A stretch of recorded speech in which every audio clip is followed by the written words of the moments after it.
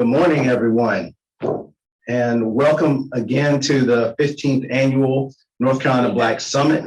This is our virtual experience this year. We're doing all that we can to accommodate both COVID and our need to come together as a community and share as we do, as we have done in the previous 14 years of the summit. So I'm Courtney Crowder, Executive Director of the North Carolina Black Alliance. And this Black Summit, the title being Focused on the Fight and Facing the Future, is just another in a series of incredibly informative and impactful summits that we've had for now almost 2 decades. So just by way of a day one recap, I want to go ahead and again shout out and thank our chair, Senator Valerie Foushee, for coordinating yesterday's activities and events and all of the conversations. We started with a message from Governor Roy Cooper. And of course, we heard from all of our important member organizations. We would not be an alliance without our North Carolina Black elected municipal officials, our North Carolina Association of Black County Officials, the Caucus of Black School Board members, and of course, our Legislative Black Caucus Foundation. So we are excited again we were excited as we have been before, as always, each year with the Voices of History Makers that both inspires us and inspires our work, but also grounds our work and why it's so important. Yesterday, we heard from Brad Thompson, who was the founding and long-term executive director of what was then the Alliance of North Carolina Black Elected Officials. And we also heard from Moses Carey and Edgecombe County Commissioner Viola Harris, with their vision now almost 20 years ago, helped create what is now the North Carolina Black Alliance. And we're so grateful for their work, and we're grateful to have had the opportunity to hear from them yesterday. We also had very informative panel discussion on the impacts and implications of COVID-19 in our community. And we know that those impacts are ongoing and it will impact so much of our daily lives. But we wanted to make sure that we were providing that information to you, our partners, and those that we are in strategic alliance with. Now, for today's day 2 preview, we'll of course get started with a equally impactful and full and substantive agenda for the day. We'll begin in just a few minutes with a coffee conversation with Thomas Stith, the president of the North Carolina Community College System. But we'll also hear from a presentation on the North Carolina Task Force for Racial Equity and Criminal Justice, which was co-chaired by Attorney General Josh Stein and North Carolina Supreme Court Justice Anita Earls. We'll have an update about our Black Alliance programs. You'll hear from Marcus Bass, our Deputy Executive Director, who leads with tremendous force and ably leads our community engagement work. We'll also have 3 concurrent issue sessions that will touch on voter turnout and election administration, the impacts of remote learning in our community as we continue to learn and educate our children in this moment. And we'll also have a legislative overview that will be, again, facilitated by our chair, State Senator Valerie Foushee. So, but next up, and I teased it a moment ago, and you see him on screen with me this morning, we'll have a coffee conversation with Thomas Stith. And Thomas is the 10th president of the North Carolina Community College System. And we're excited about his leadership. The Black Summit, he's visited the Black Summit and in many of his previous capacities in leadership. His full bio is, of course, online. It's published in our online journal for you to review. But just at a high level, Thomas is a long time public servant. He's been a local elected official in the city of Durham. He's been a leading entrepreneur. He's even served academically on issues of business and economic development. And of course, he's held significant leadership appointments at both the state and federal levels. But this morning, we're here to talk to him about his role that we're excited about with the North Carolina Community College System. So Thomas, good morning. Well, Courtney, it's good to be with you and good to continue to support the summit, all the good work that is accomplished through, as you mentioned, the collaboration of all stakeholders throughout the state. So I'm excited to be here and look forward to the conversation. Yeah, well, thank you for the time. We do have coffee here, but we can be ambitious if we want to. But I'll play it safe. I thought we might. We both might. But I wanted to just start really opening our conversation with, if you could just take a moment and sort of place your leadership in this moment in historical context for us. Well, again, Courtney, it's great to talk this morning. And for me, it is significant and historic for me to lead the third largest community college system in the country.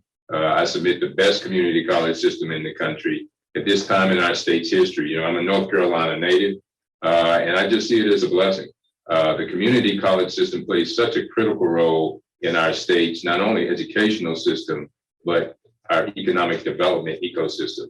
And so I take it very seriously and have started to move across the state. We have 58 community colleges across the state. And as you know, it's a big state. Yes, sir.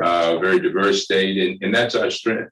The diversity of the people of North Carolina coming together in crisis in particular. It's just to see that passion is just very motivating. So for me, from a historical point of view, I think it's the community college system that will lead us not only through recovery, but through economic growth and development. So very excited about it. Well, you know, you touched on quite a bit, you know, just in that comment, because, you know, you as a native North Carolinian, Eastern North Carolina, I will tell you, you know, your roots in Eastern North Carolina and the work that you've done historically is certainly has you tailor-made for this position. But can you talk a little bit about just your vision? I mean, when you took this role, we were already in pandemic. We already knew that we were going to need economic recovery, and you know, and here you are, you know, casting a vision for, as you said, the third largest community college system, and you have to create a vision that everyone can see themselves in. Exactly. You know, I have three pillars to my vision. In no particular order, because they're all very important. But first, that the North Carolina Community College system is the first choice for accessible, affordable education. Whether you're a newly minted high school student pursuing an associate's degree or just want some short-term workforce training, the community college system is an outlet for that. If you're a displaced worker, and we're seeing that obviously because of the impact of COVID, businesses are closing. You can attend your community college and retool and get a new trade. So I think while we have an excellent educational ecosystem in North Carolina, many choices, I think the first choice, when you look at affordability, when you look at the opportunity to enter our doors, we have an open door for all citizens in North Carolina. And I think that's one key thing that people need to remember.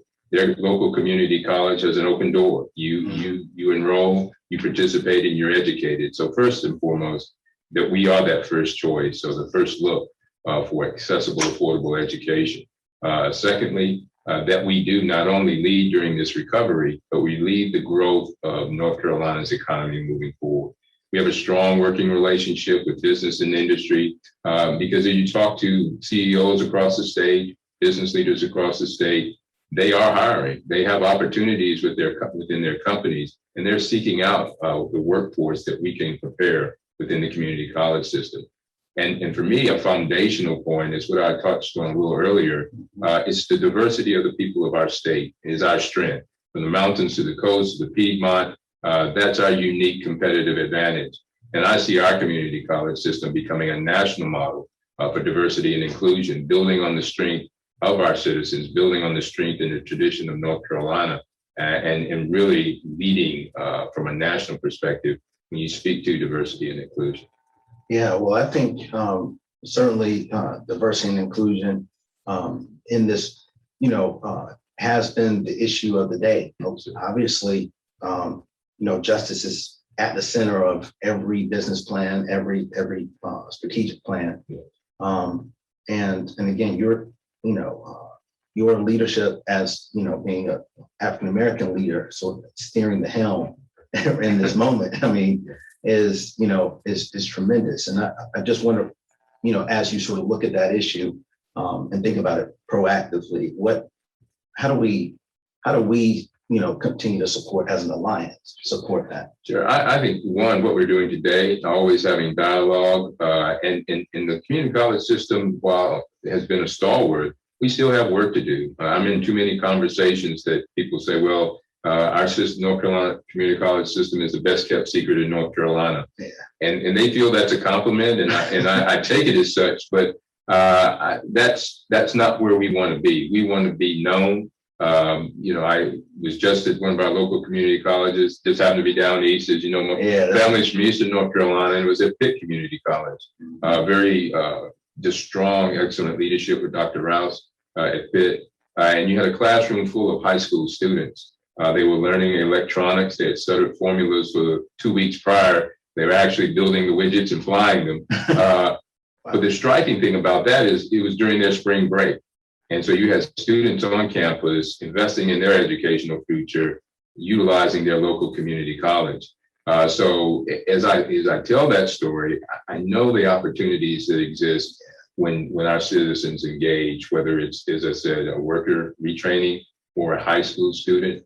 We are looking at and disaggregating the numbers. When we look at enrollment, in particular, the impact of COVID, one of the two groups that were significantly impacted were African-American males and Hispanic males. We saw over 20 to 30% drop in enrollment, and that's not acceptable. That's as a result of the pandemic. But we know as we move forward, we need to have a strategic view that ensures that we are inclusive. Our board is now pursuing a diversity and inclusion work plan, and trying to see if there are any barriers to access for our minority community, in particular in North Carolina. That will be presented in June of this year. Dr. Thomas Walker at Wayne Community College leads that, along with Dr. Tomas in the West. We will be implementing those recommendations. So when we talk diversity and inclusion, I think we have to be very holistic about it. We have to look at our enrollment. We have to look at ways to ensure that we're supporting our students, not only through financial aid and support, but those services, whether it's childcare, transportation, those type issues are the issues that our students face each and every day. So we're very laser focused at the system office to ensure we are embracing our citizens across the state, and that our 58 colleges continue to have that open door policy. Yeah, I mean, some of those barriers that you just mentioned, it's just on the other side of those barriers is the opportunity. Yeah. And so it's exciting to hear you talk about that, because I know that that leadership coming from the highest level is going to have impacts on all those colleges across the state. I'm thinking about a panel discussion that we had yesterday on the impacts of COVID and some of those implications, and you've touched on it, but you took the helm at the height exactly of pandemic, and you talk about the impact that it's had on enrollment for our African American Latinx males. What are some of the other impacts of the pandemic right now that you're as you're trying to steward this system? Our colleges across the state have stayed open throughout the pandemic, but the impact that we have seen as a result of COVID is an acceleration of our flexible learning model. So we had to have a more virtual environment, but we had continued to have hands-on in classroom. I attended a couple of welding classes.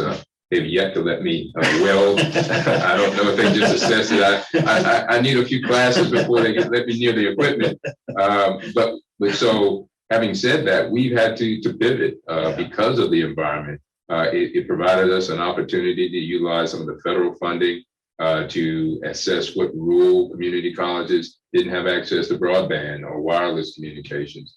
And we had 20 colleges that now have that broadband and wireless capabilities. And that's not only a resource for our students to utilize for online, but we have comments from our presidents that they just, general community will come to our parking lot so they can access the Wi-Fi. So for us, COVID not only has enhanced our virtual space for our students while at the same time maintaining on-campus presence, we also have to see, it has helped us strategically be even more engaged in the communities that we serve. Yeah. I mean, I guess that's one thing. We think about extending broadband. I know we'll have a conversation, one of our live panel discussions in just about an hour or so. We'll touch on that and some of the virtual, the implications on our K-12 students. Yeah, and we're seeing that as well, and looking at strategies to help. There clearly has been an impact over the last year on our K-12 environment, and will those graduates, those high school graduates, be properly prepared for post-secondary education? And so we're looking at ways to ensure that we're providing those support services to students as they come out of, it's been a global pandemic. None of us have had to maneuver those waters, even though, it feels, I'm feeling my age these days, but I was not around during the Spanish flu. So we're all having to really adjust and make sure that we address what we know is an impact on our students during this, very heavy virtual environment in our K-12 arena. Yeah, it's the impacts of the pandemic will be with us, and we know that. But I guess, I'm thinking about also, one of the views that you have as president of the system and leading the community college system. Obviously, you get the chance to sort of see the industry growth, or those places where it's high opportunity, for the entire state. But as we think about, the advocacy of this organization is always about trying to support opportunity for Black community and connecting our communities to that opportunity. Sure. But when you think about those industries that are growing and where the opportunities may be plentiful, or where with some time in the community college, our young people and those mid-career might even find the next opportunity. What are some of those careers that those opportunities that that's an excellent point. In several areas, we've identified 8 to 10, high growth careers, also high salary, because as people either are entering their career and learning a specific area, or either retooling, they want to have an opportunity at the end of that process. And that's one of the things, we focus on in the community college system, that individuals that come to us are seeking opportunity. It's a part of my personal tenet that education equals opportunity. And so everything from the obvious healthcare certainly is very much in demand now, from our nurses to healthcare technicians, but also in our IT area. Right here in the Triangle, it was recently announced that Google is going to have an engineering hub in Durham, my hometown. Although the roots pull me east, I grew up and born and raised in Durham. There will be a significant amount of those positions that will require 4-year degrees, engineering degrees, but Google has made it clear that they will engage with our community college system for those tech positions that don't require that a 2-year associate or a short-term or workforce training type certificate would be required. We were able to receive funding, federal funding, some of the recovery fundings. Governor Cooper set up a GEAR program, which is for short-term workforce training.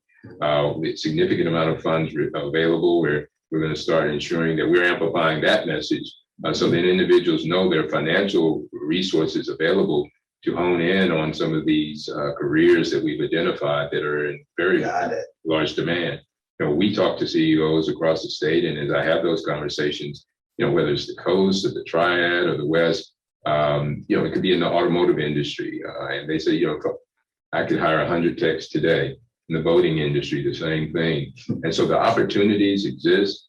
We've identified, as I mentioned, some of those high growth areas. Yeah. That's why it's very critical for people to engage with their local community college to seek that training and seek that education. Yeah, and you raise an incredibly important point. Again, one of the values of a conversation like this, we hope the value of a conversation like this for our members and our partner organizations, and the advocates that we're aligned with, is to pick up on exactly what I'm about to sort of drill in a little bit, and that's the GEAR program, or those resources that are available, and they are available across the system.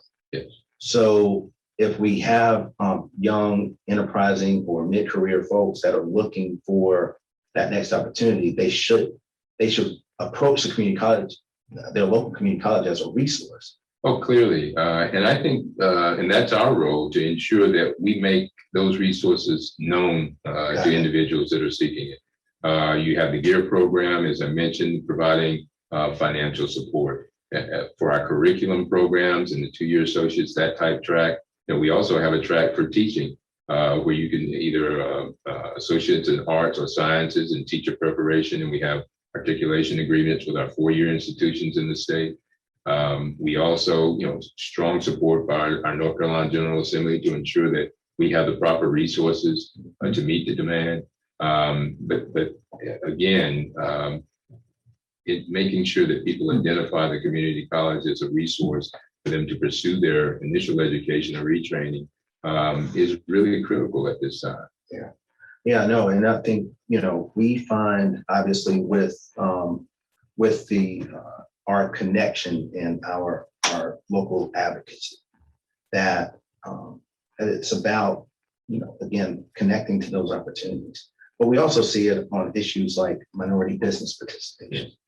And so when I think about the level of engagement with industry that you have, I wonder, to those that are really focused on the issue of historically unutilized business, how do we connect to the resources of the community college to help continue to advance on that issue? Sure. I think the first step would be utilizing our small business centers. We have 58 across the state. You have a small business center at each of our community colleges, and they can provide support for initial business startup. If you're writing your business plan, trying to understand what the market may entail, but also as you mature as a business and you're trying to either access state or federal contracts or working with private sector companies, can help develop a marketing plan around that. So my thought would be the first step is to engage your small business center located at your community college. It's a resource that's available, no cost, and it provides that support mechanism that in some cases, certainly our early stage businesses and sometimes mid-sized businesses in general don't have those resources to hire a consultant, but they could utilize the small business center to help them be prepared for those opportunities. Yeah, I mean, it's we are finding that minority business participation, really, those resources, those toolkits that you just described, those are the types of things that are top of mind and it really has been for quite a while. So continuing to think about how do we use all the resources that are at our disposal is incredibly important. Exactly. While we are in a recovery mode from an economic perspective, as we work with the business leaders in the state, it is clear the North Carolina economy is going to recover. But our vision, and as part of my vision for diversity and inclusion, as we have that recovery, we need to ensure that all boats rise, and have a strategy. And that's why I think the system can be a very key ally in that and collaborator. That as our economy recovers, as the opportunities unfold, that we are very inclusive in our business practices as well. And again, that the strength of our state is the diversity of our state. So we need to ensure that our business practices are diverse as well. Yeah, that's exactly right. And, I think, I always think whenever I've started something new, and I'm sure the same is for you, there's always something that once you get into it, you go in, you got your plan, you prepared, you studied, right. You go in, there are 10, 12 questions you're prepared for. And then there's the 13th, or the 14th, those other things that, you just didn't quite realize was going to be as important or significant, to the success of this new opportunity. Sure. I'm wondering. I'm wondering what's been maybe an issue or a scenario that you didn't quite see, on the horizon. Because I know you are a prepared human being. Yeah. You are always prepared and ready for the moment. Right. But in those moments, something might be new. Sure. And while I feel, this experience for me, as I said, is a blessing. And I think when you look back over your life and you see the things you've gone through, and then you see where you are right now, you say, well, things start to make sense that didn't make sense before. That's and right. so you feel, and I'm just commenting on your point, I felt prepared as I stepped in. A little surprised stepping in, but felt prepared. I tell you, it's interesting because as you framed the question, I started to think, okay, what were the gotchas? But sometimes we think of those as the negative gotchas. Right. Really, the gotcha for me so far has been the overwhelming passion that I have seen, whether it's at the system office here in Raleigh, the colleges. I try to literally go to at least 1 to 2 colleges a week, as we maneuver through COVID. But it is a consistent passion for service and to provide an opportunity for our students, whether they're high school students or whether they're mid-career students. For us, they're all students. They're our customers. And just the commitment of individuals at the college level and at the system level to be there to serve our mission. It's been refreshing, and is a part of my enthusiasm to know that this is the time for our system, while we've been a stalwart in the state, to really lead now and to lead in a visible way. We have the talent and we have the commitment and passion throughout the system to do so. And so that it was a refreshing surprise. Certainly, you're going to have opportunities, and so I don't say challenges or problems, but there are always going to be opportunities. But so that's not surprising. Right. When I run into those, I'm like, okay, here it is. But what the pleasant surprise has been just the passion of the folks involved with the system. Well, everyone's got a community college story, right? I mean, a family member, someone in your church, there is just that opportunity. I mean, it's right there in the name. It's community college. Exactly. Yeah. And so and that also continues to sort of ring, just through this conversation, thinking about that glide path for opportunity for again. This Black Alliance, we want opportunity for all, but definitely the sensitivity around opportunity for African American. And so it's, just recognizing that resource. Yeah. I mean, I've had discussions before when we talk about how the community college system will change your life, but in many cases, it's saving lives. I hosted a group from Forsyth Tech this week in President's Sprigg, but their SGA president, African-American male. He is now working for Corning. But when he arrived in Winston-Salem and stepped off the bus, he stepped off of his living conditions. He had no job, he had no housing, he had no money. And in short order, after engaging with his community college, he's now a professional at Corning, finishing up his studies at Forsyth Tech. Yes, we are a community college. Our doors are open to all, and it is life-changing and life-saving, and providing the opportunity for individuals to have very viable careers. And everyone has their own matrix for success, but we believe folks that engage with the community college system, they need economic success as a part of that matrix as well. And regardless of the career, we have truck driver training programs. You go through that several weeks training, you come out in many cases averaging over $50,000 a year. The students that I was talking to at Pitt Community College, there's a very strong pharma and biotech industry there.